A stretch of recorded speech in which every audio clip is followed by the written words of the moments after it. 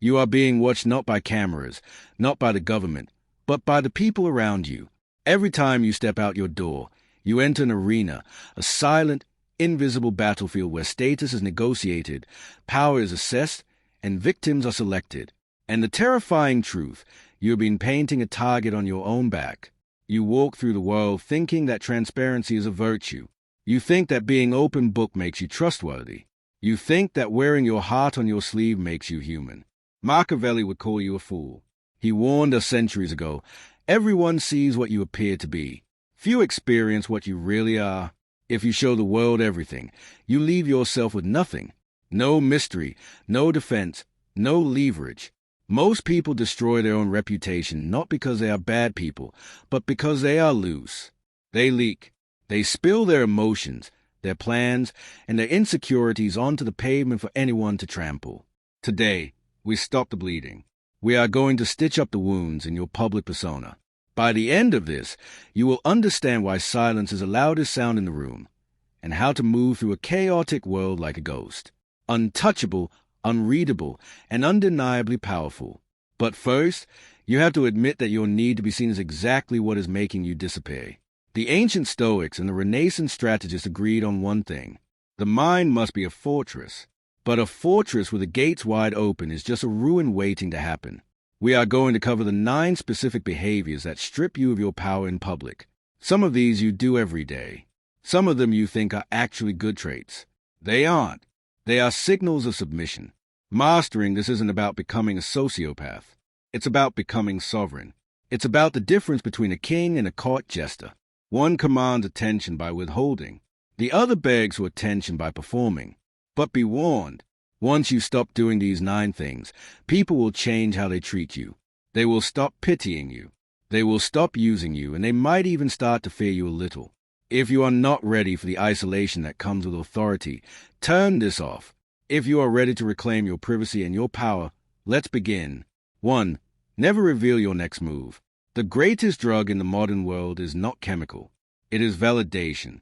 And the quickest hit comes from announcing your plans before you execute them. I'm going to start a business. I'm going to the gym 5 days a week. I'm leaving him. You say these things to get the dopamine hit of the accomplishment without doing the work. But Machiavelli knew the tactical error here. When you reveal your intentions, you give your enemies and even your envious friends a map to sabotage you. The moment you speak a goal into existence, you dissipate the energy required to achieve it. You trick your brain into feeling satisfied, but worse, you alert the competition. Conceal your intentions, wrote Robert Greene, a student of Machiavelli. If people do not know what you are up to, they cannot prepare a defense. They cannot block you. Move in silence. Let your results be the noise. There is a terrifying power in the person who disappears for 6 months and returns with a new empire, a new physique, a new life. No announcements, no watch this space, just execution. When you broadcast your moves, you are asking for permission. You are asking for the tribe to nod and say, yes, that is good. Stop asking. A lion does not roar before it stalks. It roars after the kill. If you want to be taken seriously, keep your mouth shut and your work ethic high. Let them speculate. Let them gossip about what you might be doing. Their imagination will always paint a picture far more impressive than your reality. The mystery of potential is your greatest asset. Do not squander for a cheap round of applause at a dinner party. 2. Never complain about your problems. This is the most common weakness in human behavior. Complaining. I'm so tired. My boss is an idiot. The economy is rigged. Listen closely. Nobody cares. And the ones who do care are usually happy that you are suffering because it makes them feel better about their own mediocrity. When you complain in public, you are doing 2 things. First, you are admitting that you have lost control. You are signaling that you are a victim of circumstance, a leaf blowing in the wind. Leaders do not complain. They change the situation or they endure it. There is no third option. Second, you are burdening others with your negativity. You become an energy vampire. People may nod politely. They may offer a hollow "I'm sorry," but subconsciously they are repelled by you. They mock you as low status. Machiavelli observed that people are naturally repelled by misery. They are drawn to strength, to vitality, to success. If you walk around wearing your problems like a heavy coat, Do not be surprised when people cross the street to avoid you. This doesn't mean you suppress your emotions until you explode. It means you choose your counsel wisely. Vent to a therapist. Vent to a trusted mentor. Do not vent to the public. Do not vent to your co-workers. To the world, you must appear to have it together.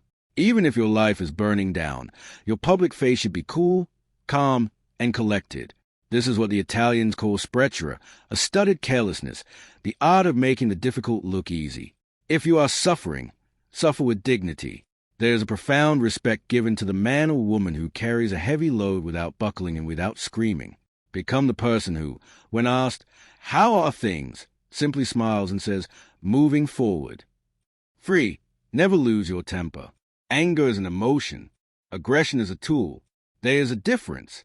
When you lose your temper in public, screaming at a waiter, snapping at a partner, engaging in road rage, you are not showing strength. You are showing that you are easily manipulated.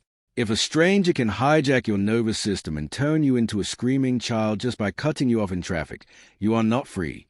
You are a slave to your impulses. Machiavelli advised that a prince should be feared, yes, but never hated. And nothing generates contempt faster than a lack of emotional regulation. A man who cannot control himself cannot control a kingdom. When you explode, you reveal your triggers. You show the world exactly where your buttons are. A smart enemy will file that information away and use it to destroy you later. They will know exactly what to say to make you look unhinged, irrational, and dangerous. Silence is always more intimidating than screaming. Imagine a boss who screams when he is angry. Now imagine a boss who goes deadly quiet, who stays, who speaks in a whisper. Which one is more terrifying? The screamer is a clown. The quiet one is a predator. Cultivate the icy stare. Cultivate the pause. When you feel the fire of rage rising in your chest, that is the exact moment to freeze. Do not speak. Do not act. Let the other person sit in the awkwardness of your silence. They will expect a fight. When you deny them the fight, they are left fighting themselves. They look foolish. You look untouchable. Master your nervous system or the world will master it for you. 4. Never apologize when it isn't necessary. We live in a culture of apology. We apologize for taking up space. We apologize for asking a question. We apologize for having an opinion. Sorry to bother you. I'm sorry, but I think stop it. An apology is an admission of guilt. It is a submission signal. When you apologize for things that are not your fault or for simply existing, you are lowering your status in the hierarchy. You are telling the world, I am beneath you. Please forgive me for being here. Machiavelli knew that a leader must appear infallible. While you are human and will make mistakes, you must reserve your apologies for when you have truly wronged someone. If you are late, do not say, "Sorry I'm late." Say, "Thank you for waiting." If you have a differing opinion, do not say, "Sorry to disagree." Say, "I see it differently." Do you feel the shift? The first is a plea for forgiveness. The second is a statement of reality. Over-apologizing makes you look weak, unsure, and insecure. It invites predation. People begin to feel that they can blame you for things because you are so ready to accept the blame. Save your apologies for when they mean something. When you have truly broken a promise or caused harm, apologize once, sincerely, and fix it. Never repeat it. But for the day-to-day friction of life, stand your ground. Occupy your space. You do not need permission to exist. 5. Never reveal your financial situation, high or low. Money is the most sensitive nerve in the human body. If you show that you are poor, the world will treat you with pity or invisibility. Poverty in the eyes of the Machiavellian world is a sin. It implies a lack of capability, a lack of favor. People distance themselves from failure because they fear it is contagious. If you show that you are rich, you invite envy. And envy is the most dangerous emotion of all. It is the emotion that makes a friend hold a knife behind their back. There is no vice that so covers a man with shame as to be found wanting. But there is no danger greater than outshining the master. If you flash your wealth, the watches, the cars, the receipts, you are not impressing people. You are humiliating them. You are reminding them of what they do not have, and eventually they will hate you for it. They will try to take it from you either through theft, lawsuits, or social destruction. True wealth whispers. It is found in the quality of the fabric, not the size of the logo. Keep your finances a black box. Let them guess. If you are struggling, look clean, sharp, and organized. Do not look poor. Look like you are in a temporary tactical retreat. If you are inning, look comfortable. Do not look like a lottery winner. The goal is to be financially ambiguous. You want people to assume you are doing well, but never know exactly how well. This protects you from the parasites who want a loan and the predators who want your spot. Your bank account is a weapon. Keep it holstered until you need to use it. 6. Never gossip or talk badly about others. Great minds discuss ideas. Average minds discuss events. Small minds discuss people. Gossip is the currency of the weak. It is a bonding mechanism for people who have nothing of value to offer. When you gossip, you may feel like you are building connection with the listener, but you are actually destroying your own reputation. Think about it. When someone comes to you and spills the secrets of a mutual friend, what is your immediate thought? If they are talking to me about them, they will talk to them about me. You immediately distrust a gossiper. Machiavelli warned that a prince must avoid being hated or despised. Being a busybody, a spreader of rumors makes you despised. It makes you look petty, bored, and malicious. Furthermore, information is power. When you gossip, you are giving away information for free. You are leaking leverage. A strategic mind listens to gossip but never contributes to it. Be the black hole of information. Let people tell you everything. Nod, listen, gather the data, and then say nothing. This makes you terrifyingly powerful. People will know that you know their secrets, but they will not know if you have told anyone. That uncertainty gives you control over them.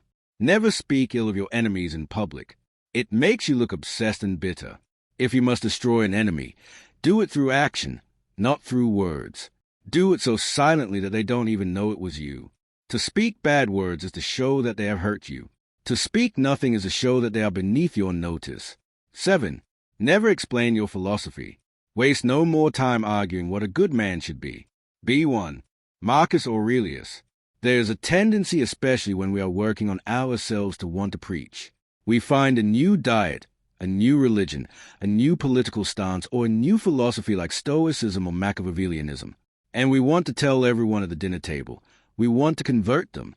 We want to prove we are right. Do not do this.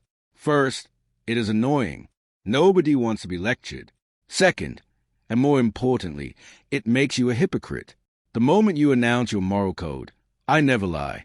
I always wake up at 5 a.m. I am a vegan. The world will watch you like a hawk waiting for you to slip. And you will slip. And when you do, they will point and laugh and call you a fraud. By verbalizing your standards, you create a trap for yourself. You give people a yardstick to beat you with. Machiavelli advises to appear religious, faithful, and humane, but to be flexible in reality. If you rigidly announce your code, you lose your flexibility. Live your philosophy. Embody it. Let people ask, why are you so calm? Why are you so disciplined? Then and only then do you give them a glimpse. Your action should be so loud that your words are unnecessary.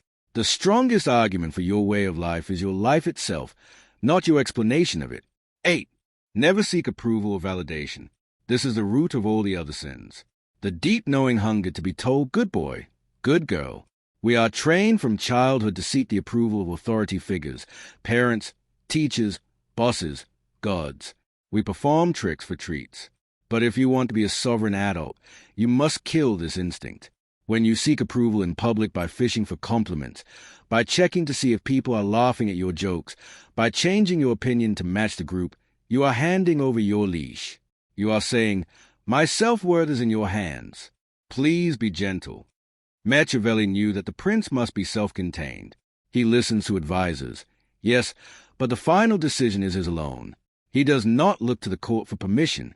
When you stop trying to impress people, a strange thing happens. They start trying to impress you. Validation is a dynamic of high status and low status. The person engaging in the behavior is low status. The person judging the behavior is high status. When you ask for approval, you are permanently assigning yourself the lower rank. The only validation that matters is a reflection in the mirror. Did you stick to your code? Did you execute your plan? Did you control your mind? If the answer is yes, the applause of the crowd is irrelevant. If the answer is no, the applause of the crowd is a lie. Become immune to praise and criticism alike. They are two sides of the same coin. Manipulation. If you can be lifted by a compliment, you can be destroyed by an insult. Reject both. 9. Never reveal your vulnerability or shadow. Modern psychology tells you to be vulnerable, to share your trauma, to cry in public. They call it braver. Why? Machiavelli would call it suicide. There is a time and place for vulnerability. It is in the private sanctuary of your home with people who have earned the right to see your soul. It is not on social media. It is not in the boardroom. It is not on a first date. The world is not a therapy session. It is a hierarchy. When you bleed in the water, the sharks do not feel empathy. They feel hunger.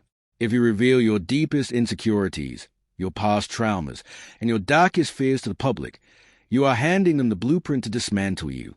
You are telling them exactly what hurts. I have abandonment issues. I'm insecure about my intelligence. You think you're bonding? The Machiavellian observer hears, if I want to control him, I just need to threaten to leave. If I want to hurt her, I just need to make her feel stupid. You must integrate your shadow. Yes, you must face your demons. Yes, but you do this in the dark. You do this in the forge of your own spirit. When you step out into the light, you wear the armor. This is not about being fake. It is about being protected. The king does not walk among the peasants naked. He wears a crown and the cloak not because he is better, but because he represents order. If you want to lead, if you want to be respected, you must appear to be whole. You cannot lead others out of the storm. If you are drowning in your own puddle, keep your wounds covered until they have become scars. Then you can show the scars a lesson, not the wound as a plea for help. If you stop doing these 9 things, you will feel a vacuum form around you. You will speak less. You will complain less. You will explain less. At first, people will ask, is everything okay? You're so quiet. They will prod you.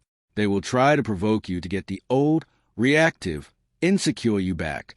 They like the old you because the old you was easy to read and easy to control. Hold the line.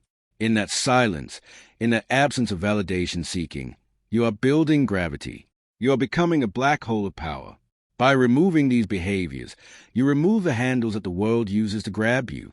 You become smooth, untouchable. You begin to observe more because you aren't busy performing. You can finally see. You see the strings on everyone else. You see their insecurities, their lies, their desperate need for approval.